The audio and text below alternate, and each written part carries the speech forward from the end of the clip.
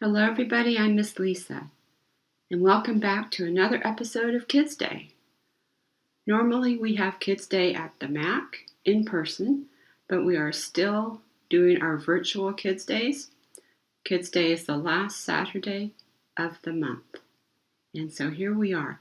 We're doing our Art Around the World series because we figured as long as we're all locked down and we can't go out and visit other countries, we're going to do it virtually. And today we are going to be talking about Kenty cloth. And this is an art form that originated in Ghana, which is in Africa. So let's take a look at our map here. Here we have the United States. Here we have Africa. And I'm going to show you where Ghana is because it's not actually labeled on the map. It's this country right here. This is Ghana. Ghana. This is where we're going. And we are going to learn about Kenty cloth. The things that you are going to need for this class, you'll need a piece of paper. We are going to need a ruler and a pencil,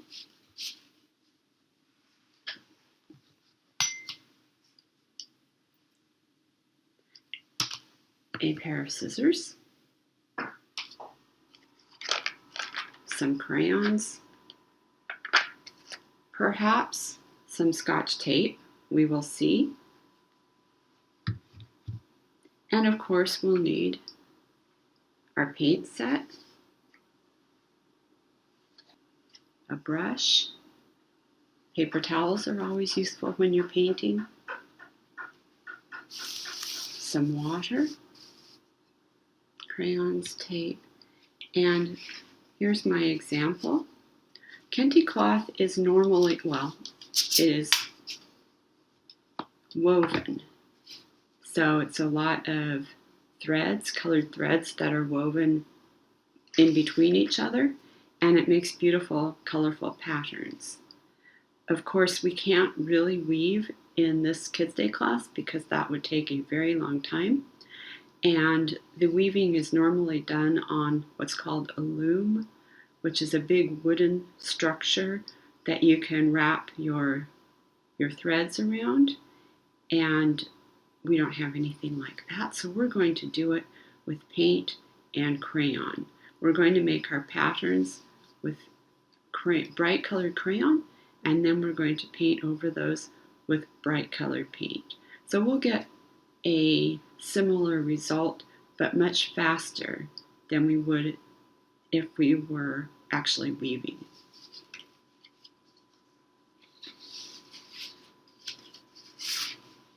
Now the loom itself is very interesting. I've got a picture of one here.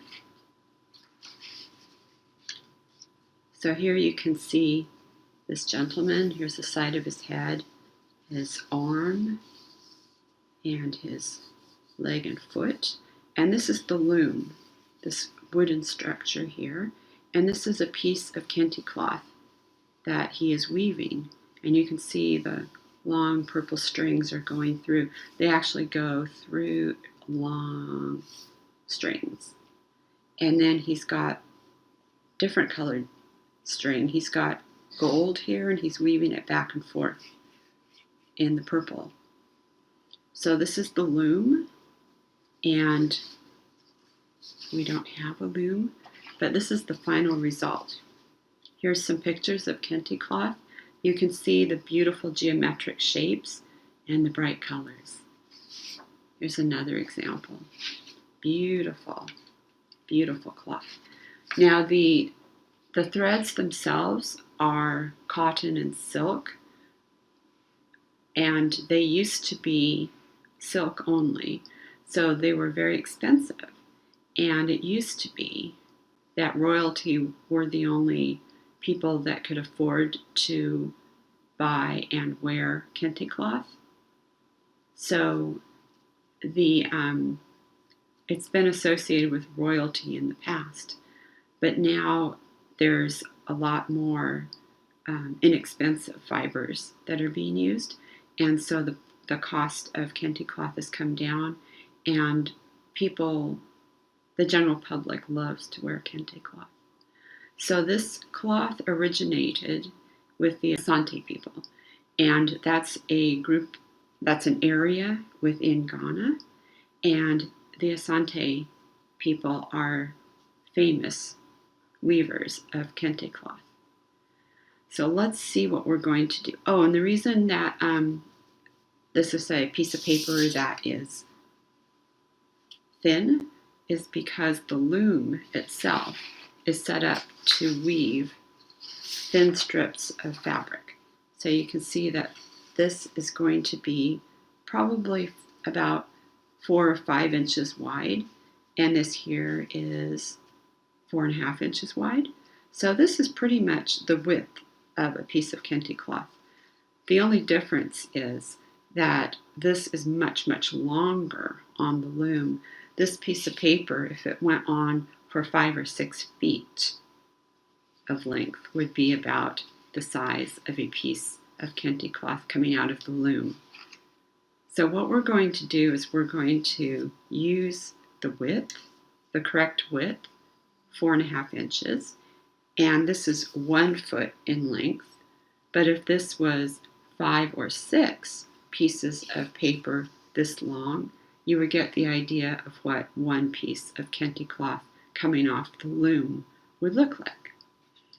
So this size is actually 1/2 of a piece of paper. So we're going to take this paper here and we're going to fold it in half.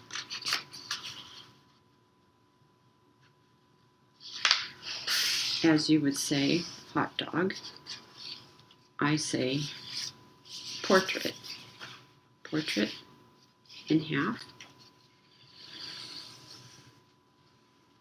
We're going to crease the paper, and we're just making a guideline, and we're going to cut this now in half so you have the right width, and we'll have 2 feet long if you taped it together. I'm not going to do that. I'm not going to tape it because I won't have time to do 2 feet of Kenty cloth, but you can certainly do that at home. You can make yours 5 or 6 feet long if you wanted by taping together 5 or 6 pieces of paper that are this size.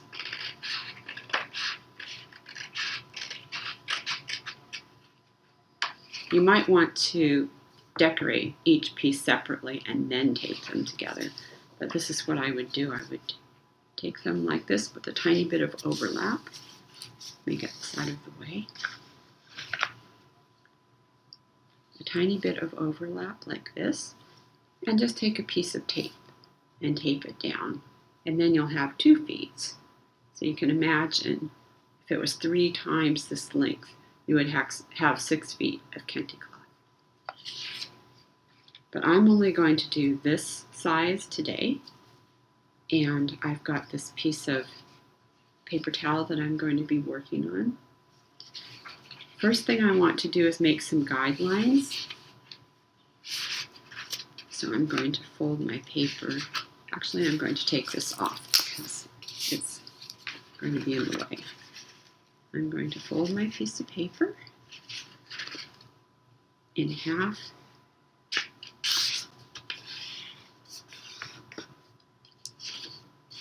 And I'm going to fold it this way in half.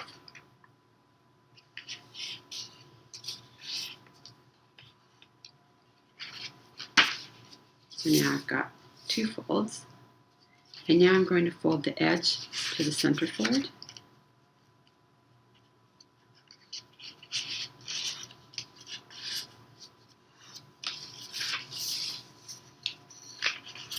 and this edge to the center fold.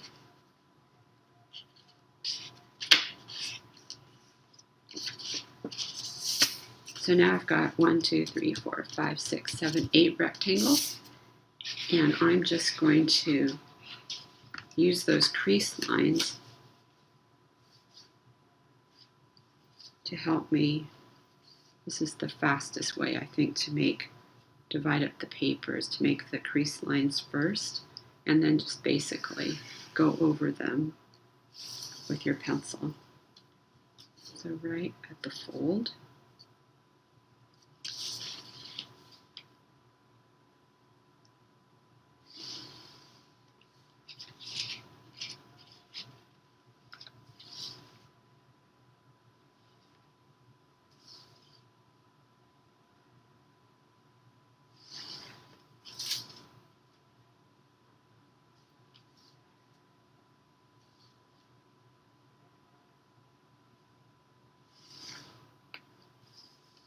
And now I'm going to divide, I'm just going to eyeball this. I'm going to divide this edge in half, and I'm going to divide this edge in half. If you want to measure it, it's an inch. And I'm going to divide this length in half and this length in half. I'm just going to work my way around here, putting a little dot on the edge.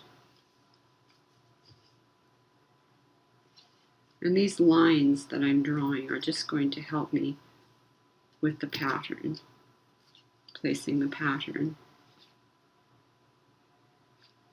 on the paper. So half of this length is about there, half of this length is about here, half of this length is about here. And now I'm going to connect the dots.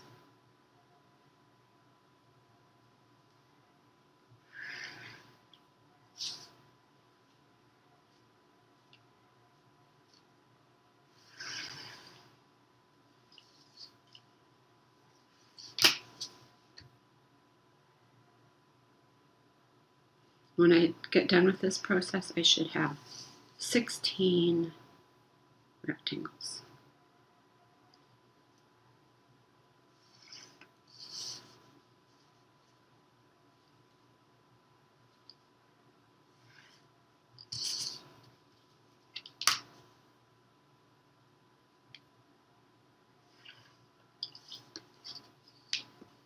One, two, three, 4 times 1, 2, 3, 5, 6, 7, 8.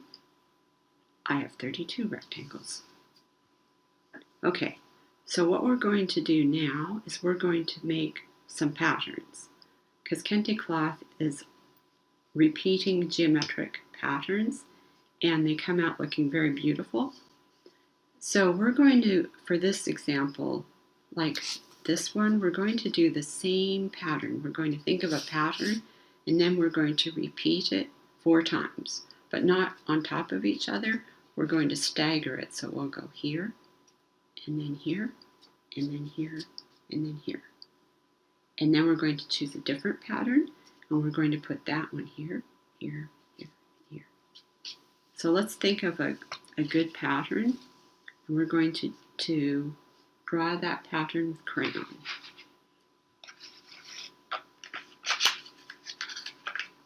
And we're going to be doing Crayon Resist.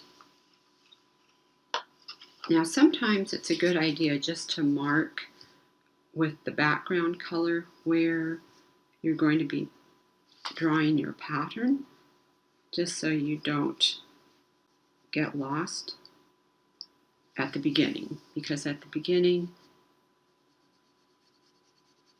you just have a lot of rectangles and we want to make them look a little bit different.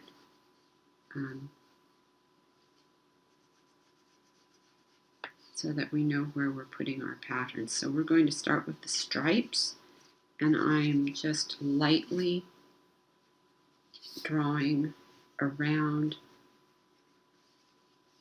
4 of the rectangles, 4 of the bigger rectangles with blue. So I've got 1, 2, 3,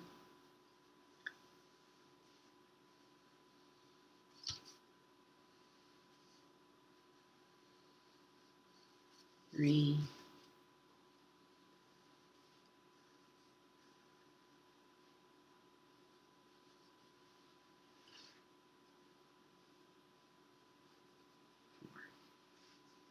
4. Now let's take the green crayon and we're going to draw a green stripe right along that center line.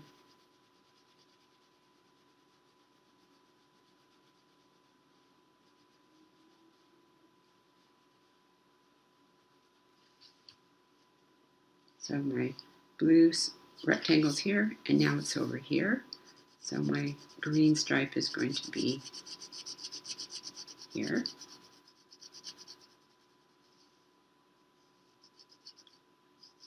And now my blue rectangle goes back to the other side. So my green stripe is going to be on the other side.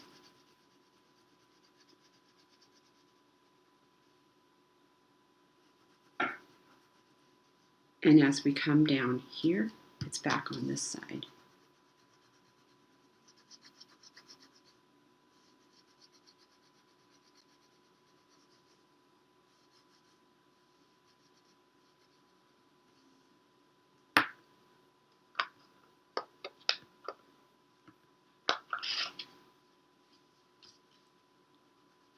And we're going to take some red orange. It doesn't have, you can choose other colors. This is what I did. I love orange and blue together. And I'm going to make the background of these blue. So I'm going to be adding orange. A couple different kinds of orange. This is the red orange, and I think I also used the yellow orange.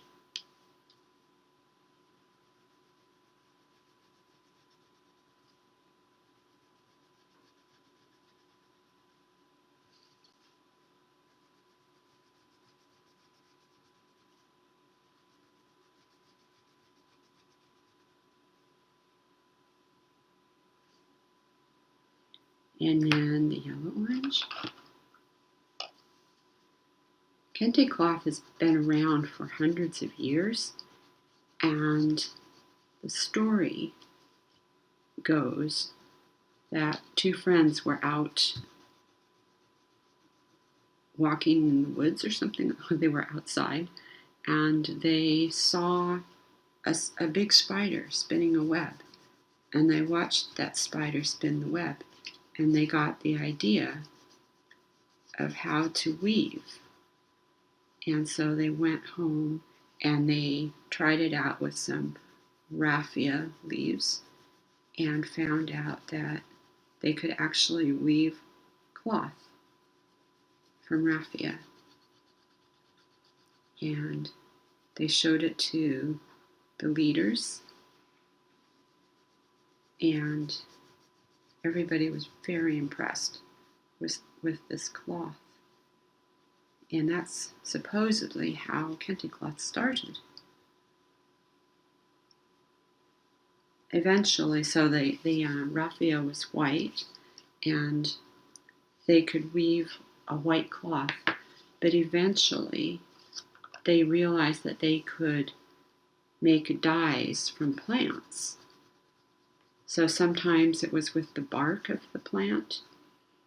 I think sometimes it might have been, I know they use spinach leaves to get green, so they could extract red from one of the trees and green from spinach leaves and brown from tamarind, I believe.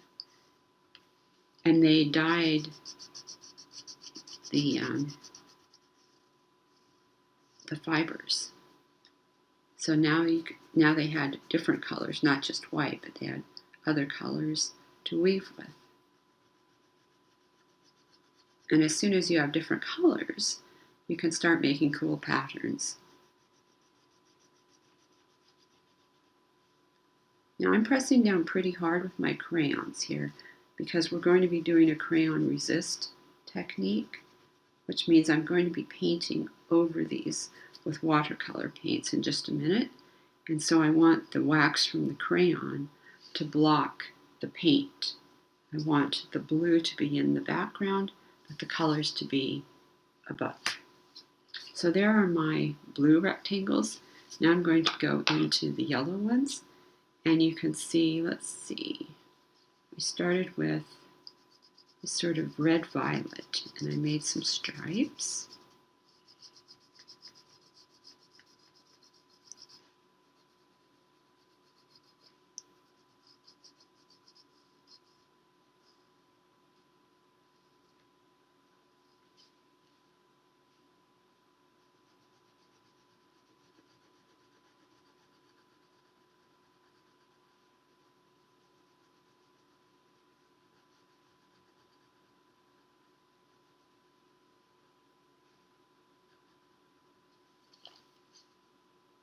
So that went here, now up there, now it's coming back to this side.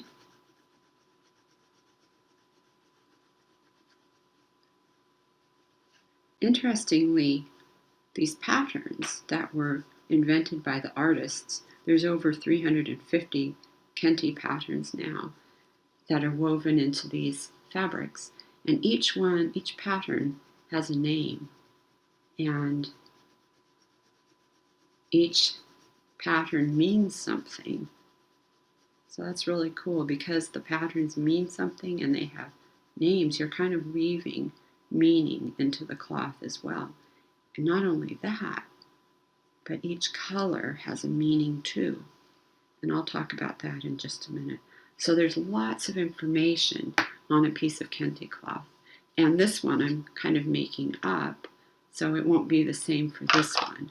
But if you had real Kenty cloth, it's got a lot of meaning in there. I want some red orange. I'm going to make a zigzag line that goes right over the center line that we drew. And I'm going to make it a little bit wider so it shows up.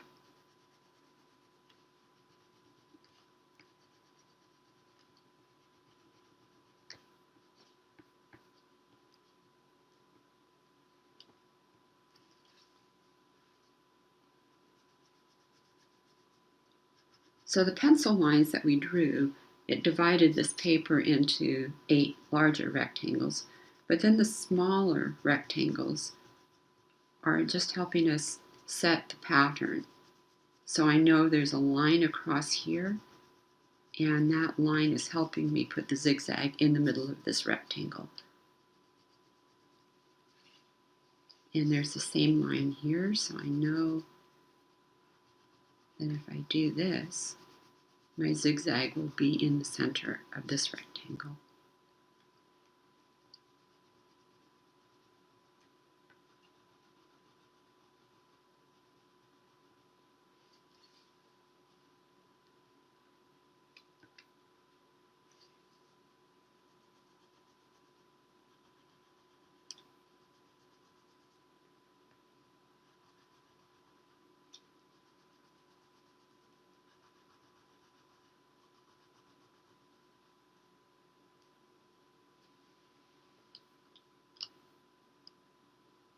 I need some blue.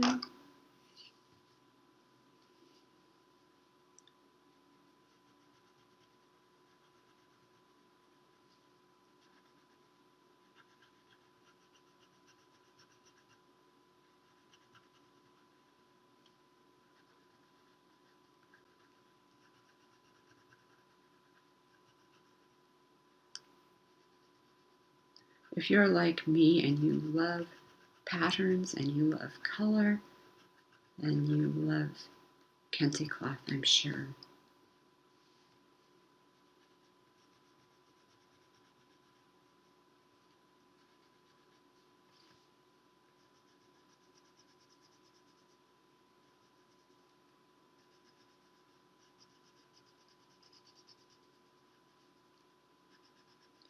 This is definitely a class that I will take to the schools when we're able to have in-person teaching again, because the results from this class are so beautiful.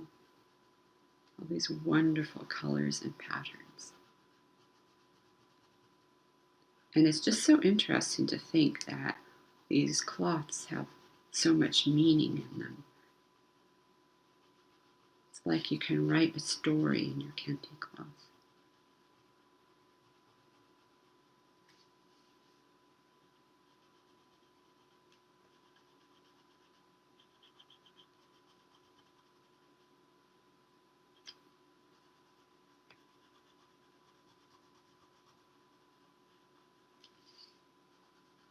And again, I'm pressing down pretty hard. You know, if your crayon breaks, that's okay. You can still use it. But I want to be able to block the paint when I come in with the paint. So I am pressing fairly hard. I'm going to go back to this red violet, and I'm going to make a few vertical lines at the points of the orange.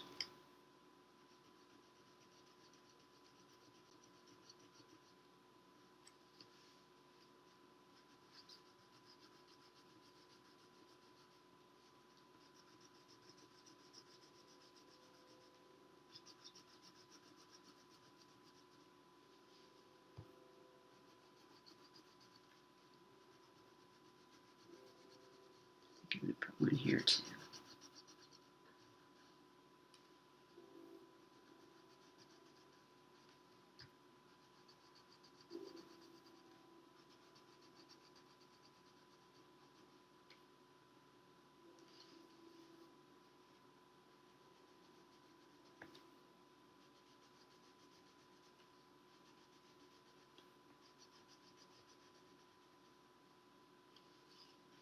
Okay, so this is now pretty much the same as this one. It just doesn't have the background color. So let's go ahead and do that now. We're going to be using yellow and blue as background colors. So I want to start with the yellow because yellow is the lighter color. And I want to make sure that I don't accidentally make green by getting some blue into my yellow.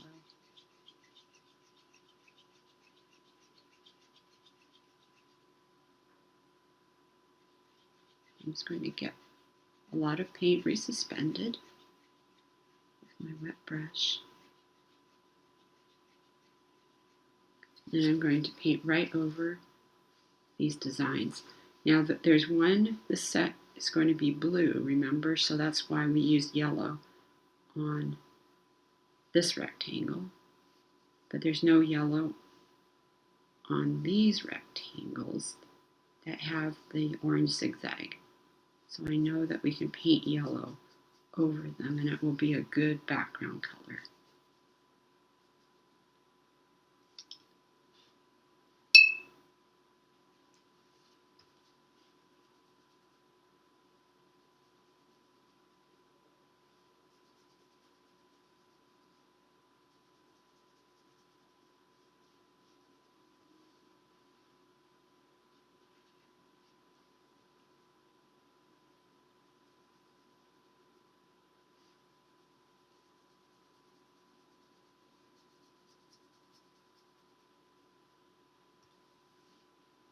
I'm not sure yet where we're going next month, but I do hope you'll join us. We'll be traveling somewhere cool. We'll be doing another virtual Kids Day class at the end of April, and we'll have a great art project to go along with it.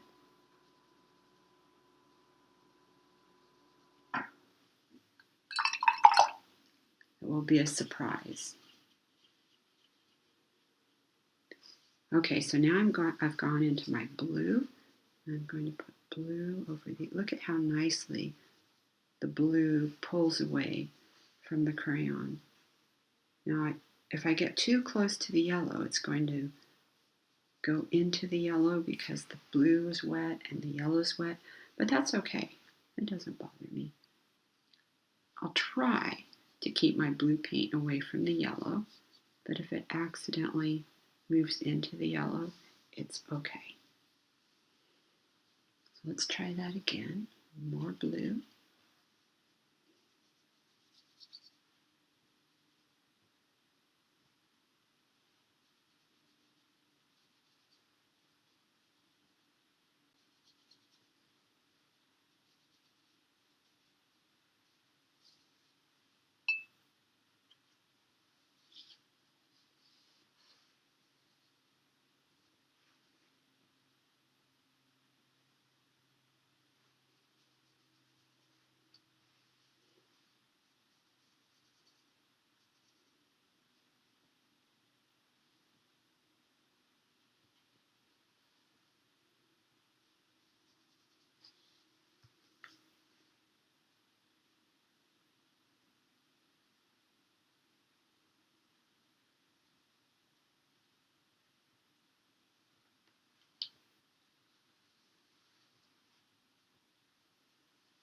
One more rectangle.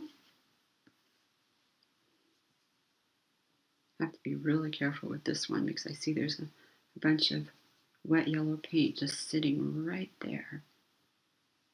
It's going to take maybe 10 minutes to dry.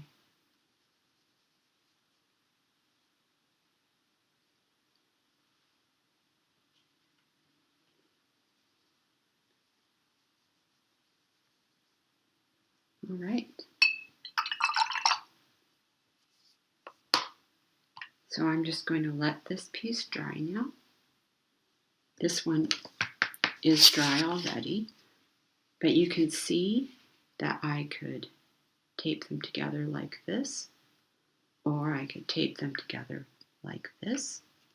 Now, the Kenty cloth weaving in Ghana is done by the men, traditionally done by the men, and the knowledge that's needed to do this weaving is passed down from men to the younger men, and so it stays in the men in the families.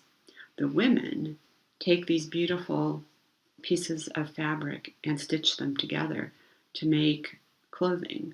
So these are stitched very long, right? 6 feet long, 5 or 6 feet long. They're stitched into large pieces of fabric that then can be worn, wrapped around the body. So you can see how when you start putting the different pieces together, you get these beautiful, big pieces of fabric.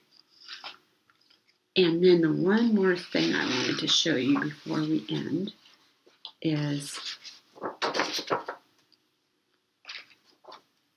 the meaning of the colors themselves. So everything in Kenty cloth has meaning.